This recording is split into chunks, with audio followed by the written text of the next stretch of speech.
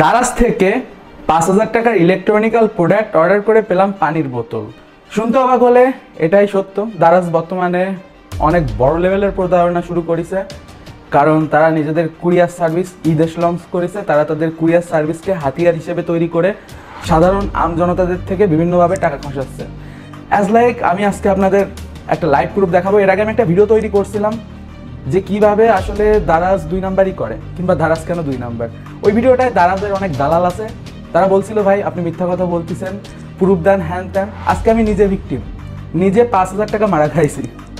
আজকে আমি আপনাদের সেটার প্রুফ দিব। যেমনটা আপনারা এই জায়গায় দেখতে পাচ্ছেন, আমার ৫,০০০ টাকার মতো প্রোডাক্ট অর্ডার করা ছিল। তো ডেলিভারি লোকেশন দেওয়া ছিল আমার অফিসের ঠিকানা, আর আমার ওই জায়গায় যে স্টাফ আছে আমি তার কাছে টাকাটা দিয়ে আসি ৫,০০০ টাকা এই পার্সেলটা রিসিভ করার জন্য। তো অ্যাজ ইউজুয়াল কুরিয়ার বয় যায়, কুরিয়ার বয় যাওয়ার পর প্রোডাক্টটা দিয়ে টাকাটা নেয়। তো তারপর আমার দোকানে যে স্টাফ আছে সে ওই প্রোডাক্টটা খোলে, এবং অ্যাজ ইউজুয়াল আমার অফিসে সিসি ক্যামেরা আছে অনেকগুলো। তো ওইগুলোতে খুব সুন্দরভাবে ওইগুলো রেকর্ড হয়ে রয়েছে, যেমনটা আপনারা দেখতে পাচ্ছেন। তো এই জায়গায় আপনারা দেখতে পাচ্ছেন যে আমার স্টাফ ফোন দিয়ে ওইটা রেকর্ড করেছে। তো এখানে দেখতে পাচ্ছেন ৫,০০০ টাকায় দারাজ কি দিল, ২০০ টাকার পানির বোতল। আচ্ছা আচ্ছা, তাহলে এখন তো আমার সাথে চিটারি হয়ে গেল। ৫,০০০ টাকা নিয়ে আমাকে ১০০-২০০ টাকার একটা পানির বোতল দিয়ে গেল। তখন এর থেকে বাঁচার সমাধান কি? আমি তখন ওই রাইডারকে ফোন করলাম। আসসালামু আলাইকুম, আমি দেবর্ষী মল্লিক বলছি। ভাই এই যে সকালবেলায় আমাদের শপে একটা পার্সেল দেওয়ার কথা ছিল ৫,০০০ টাকার। তো আপনারা তো একটা ভুয়া পার্সেল দিয়ে গেছেন আমাদের। একটা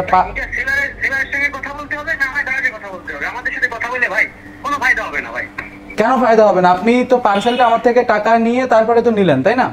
তো সেই পার্সেলটাই তো আমি পাইনি। আমাকে তো একটা ১০০ টাকার পানির বোতল দেওয়া হয়েছে। ৫,০০০ টাকার ভিতরে কি থাকে এটা আমরা জানি না ভাই, এটা আমাদের জানার কাজ না, আমাদের কাজ শুধু ডেলিভারি করা। তাহলে এই যে আপনি টাকাটা নিলেন, আপনি যখন দেখতেছেন যে আমাকে যে প্রোডাক্টটা দেওয়ার কথা ছিল সেটা দেওয়া হয়নি, তারপরে আপনি কেন ওই পার্সেলটা আমাদের তারপরে দিয়ে চলে গেলেন? কেন দিয়ে চলে গেলাম? আমার দোকানে একজন নতুন ছেলে কর্মচারী রাখা।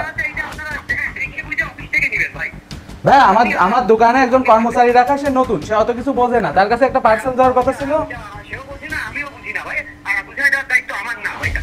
না আপনি যখন দেখতেছেন যে প্রোডাক্টটা আসলে সঠিক প্রোডাক্ট দেওয়া হয়নি, আপনি তো চাইলে ওনাকে টাকাটা ব্যাক দিয়ে দিতে পারতেন। আপনি সেটা করেননি কেন?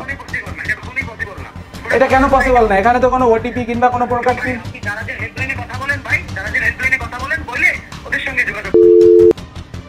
রাইডার আমার সাথে খুব মিসবিহেভ করেছে। আমি তাকে বলতেছি ভাই আপনি তো তখন ওই জায়গায় ছিলেন, আপনি তো দেখলেন যে আসলে কি প্রোডাক্টটা আমাদের দিয়ে গেল। তো ওই সময় তো আপনি চাইলে ওই প্রোডাক্টটা ব্যাক নিয়ে যেতে পারতেন। আমরা প্রোডাক্টটা তেমনভাবে কোনো ড্যামেজও করিনি, সম্পূর্ণ আপনার সামনে ক্যামেরার সামনে সব কিছু খোলা। আর ৫,০০০ টাকা আপনাকে দেওয়া হচ্ছে, ৫,০০০ টাকার বদলে একটা ১০০-২০০ টাকার পানির বোতল তো দেওয়া আসলে উচিত না। আর উচিত না বলতে আমরা তো এটা অর্ডারও করিনি, করেছি ইলেকট্রনিক্যাল প্রোডাক্ট। তাহলে এই জায়গায় কী ধরনের স্ক্যাম হচ্ছে? তারপর আমার যে স্টাফ ছিল তিনি রাইডারকে অনেক রিকোয়েস্ট করেছেন।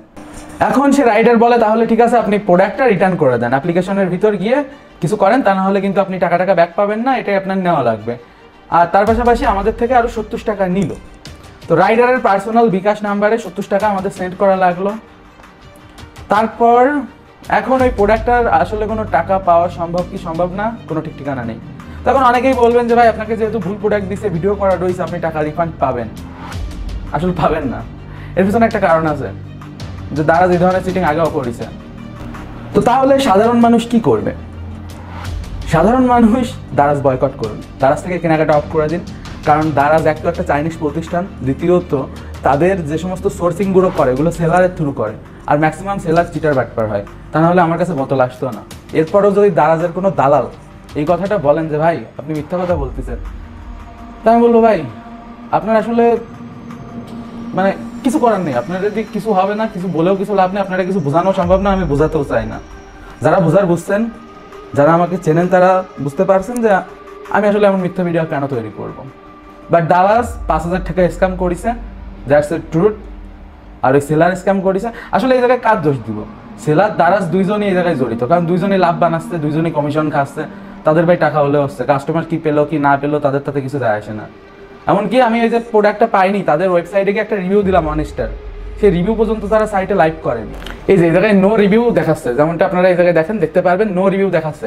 আমি কিন্তু 1 স্টার রিভিউ মারছি, এই রিভিউটা মিনিমাম 5-6 ঘন্টা আগে আমি মারছি, বাট এখনো লাইভ করেনি। তার মানে তাদের ভিতরে একটা অদ্ভুত রকম সিস্টেম চলতেছে। সময় থাকতে দারাজকে বয়কট করুন, দারাজ থেকে পণ্য কেনা অফ দিন। কারণ দারাজ এই যেটা শুরু করেছে, আগেও আমার থেকে বেশ টাকা পয়সা এইভাবে স্ক্যাম করে নিছে। আর 2 নাম্বার, মাল তো পাঠায়। ধরেন আপনি মাল পাইছেন, সব ঠিক আছে, বাট প্রোডাক্টের কোয়ালিটি প্রিমিয়াম যাবে না, খুব বাজে কোয়ালিটির একটা প্রোডাক্ট হবে, মনে হবে কেউ 1-1.5 মাস ইউজ করছে, দেন আপনাকে ওইটা পাঠিয়ে দিচ্ছে। তো আমি আসলে আর বেশি কিছু বলতে চাই না, এই ভিডিও এই পর্যন্তই। সুস্থ থাকেন, সুন্দর থাকেন, have a nice day, good bye.